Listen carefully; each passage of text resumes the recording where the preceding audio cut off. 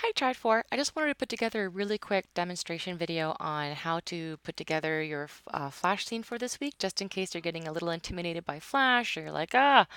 So first things first, I'm just going to open up the Carl Rig file that I have here. I'm just going to double click on it if I want to use the Carl Rig.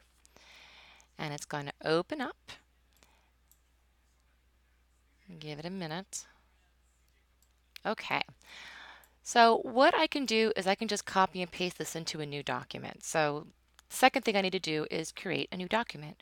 So I'm going to go to File and New, or Apple Control New, and it's going to say, oh, you want a new document. And I'm just going to put in the width 1920, height 1080, 24 frames per second. Sounds good. Click OK. So here is the file that I'm going to animate in. So I'm just going to go back to this Carl Rig, and I'm just going to select my elements here and Control C copy or edit copy, and then go into my new document and paste. So Control V or edit paste in center, paste in place. Either one will work for our purposes right now. So here is my puppet in my scene. So before I start animating, what might be good? So since I'm just doing a simple single character animation, I can just animate on the root timeline. Um, what that means is that I'm not going to nest it inside anything. So right now, all my pieces are on one layer, which is not what I want. So let's say I'm going to give myself 4 seconds of animation. I'm going to put my cursor up to 96 and then press F5 to extend my timeline. So now my animation is going to run for 4 seconds. I still have everything on one layer. There's a very quick and easy way to get everything out on its own layer, and that is distribute to layers. So I'm going to go right click, and you're going to see right here Shift Apple D or Shift Control D, distribute to layers. Once I click that, all those elements that I've selected have now distributed to their own unique layer in the layering order that I want them to be. Awesome. So now every single puppet piece has its own individual layer. So say, whoop, I'm going to zoom in by doing, so spacebar lets me move my stage around. Spacebar and Command or Apple lets me zoom in. So say, for example, I want him to go from this point here, and I want him to take a big step to the left.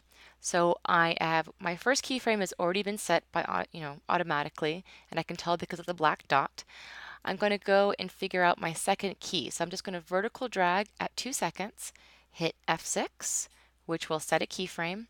And now I'm free to sort of pose them how I want. So I can sort of shift, select, and then holding down shift to select multiple parts. I can just drag, select over all the parts I want.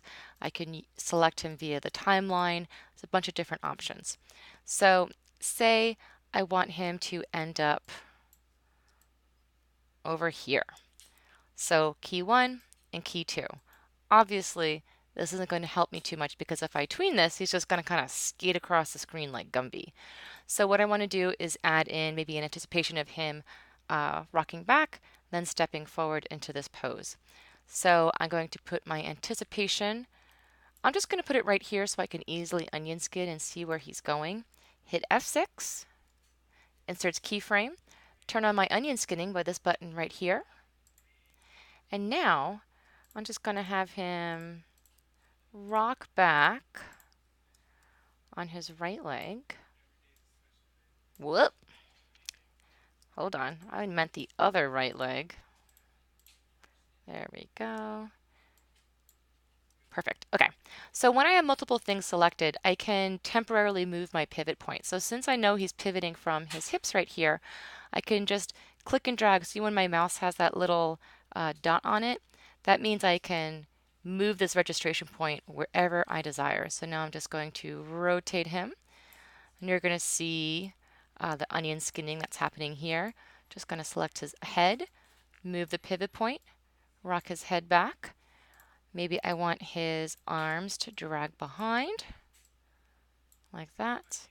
And same thing for this arm. And maybe I just want to lift up his leg, like so. So I have that to that. And then I'm going to just select these keys and scooch him over a little bit. add another keyframe in right here. Extend my onion skinning so I can see where I'm going to. And then I am going to deselect my foot.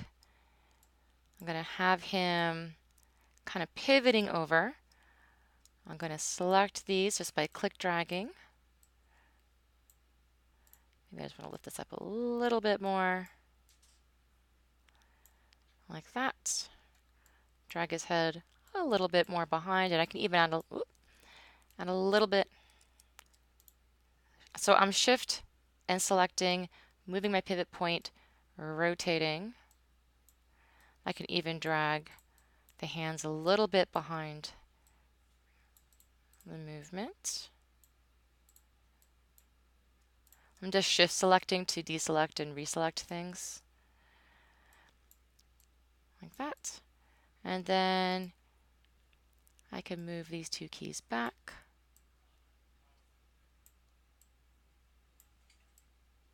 Like that. And now he's going to come into this pose like so. So what I'm going to do is I'm going to rotate him around his ankle, set him down here. Then maybe I really want to kind of drag his body back behind, adjust his fanny pack, drag his arms even more.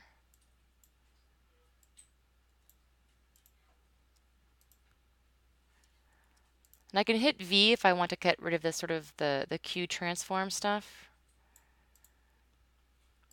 Maybe I want to bend his leg a little bit to kind of absorb.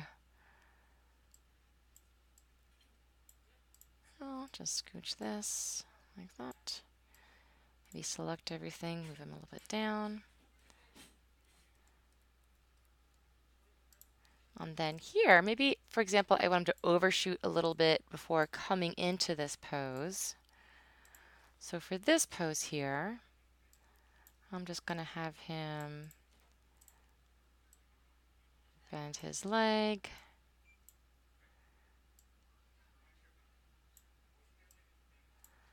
Move the pivot point. And he's moving this wonky leg behind the movement right here.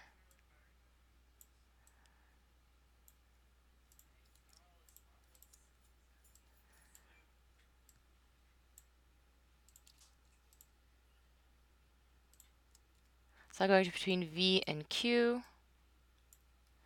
I can even drag his head a little bit more if I wanted to.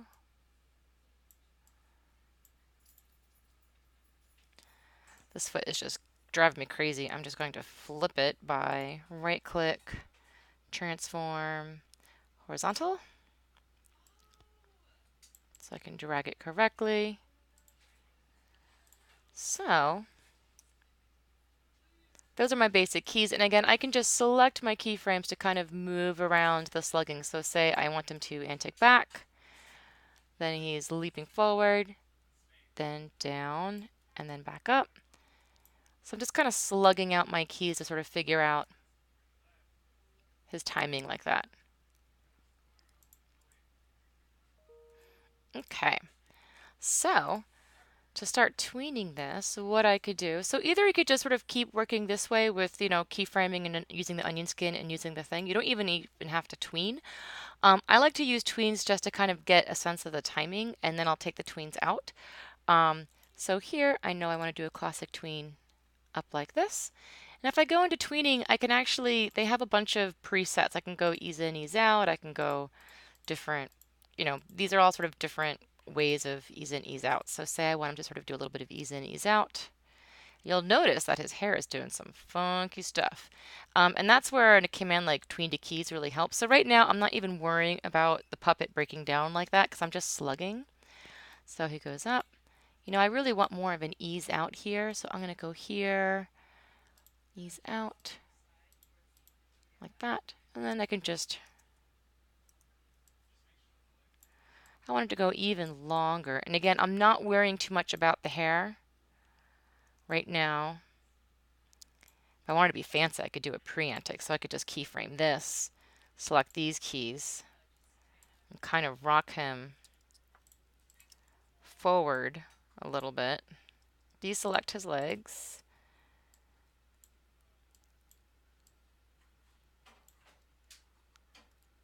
like that. And then again, I'm going between V and Q. So that's V and that's Q. I like that little bit of drag that the hands are doing. Actually, I can go like that, and that way temporarily set the pivot so his hands are kind of looping. I have snapping on, which is driving me crazy. Okay, here to here, dragging them. So now I can select, right click, classic tween, maybe just throw an ease in, ease out on that. Maybe it's even shorter.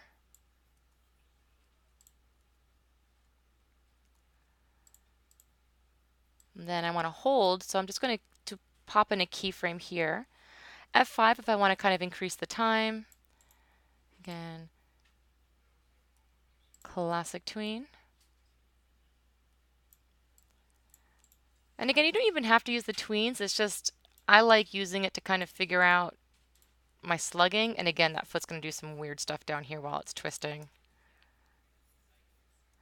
So again, at this point, I would just kind of play around with the slugging and sort of figure out how fast, how slow are my movements. Do I have enough breakdowns right now? I could move them. So I could sort of keep building it out like that. Now to bring this down to twos, so again, ones is going to look sort of tweeny, and I don't like that the fact that the hair is moving, and I don't want to fix that on ones. It's going to be a pain in the butt. So what I can do is convert to frame by frame animation and keyframe every other frame, and it knocks it on twos. So now I can go in, and anywhere where that puppet is breaking, I would just sort of hand adjust it. And that's sort of what we do. And again, it's much easier to fix on twos. And then I can go here, a little bit of